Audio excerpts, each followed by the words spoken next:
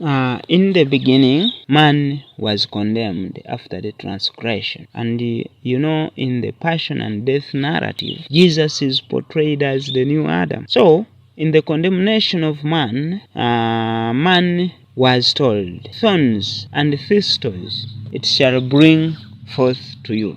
So, in this narrative of the New Testament, here within the passion and death narrative, Jesus is portrayed having those thorns. It was part of the condemnation of man in Genesis. So the Jews brought these thorns and they brought forth onto his head as a sign of the condemnation that God had pronounced against man.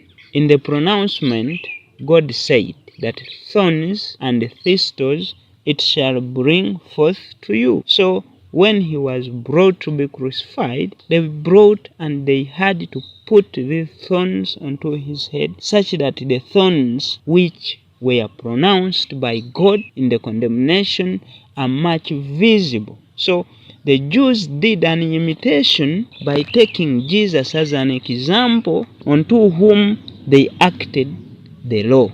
The law of Moses had been brought to perfection through these works that were done at Calvary, and crowning him with thorns was one of those works that had to be put against man as part of his punishment. So the thorns were very painful to him, but in them we were able to see the pronouncement of God's words unto the fallen man. Okay? And that was it. And that's why we see the thorns unto his head.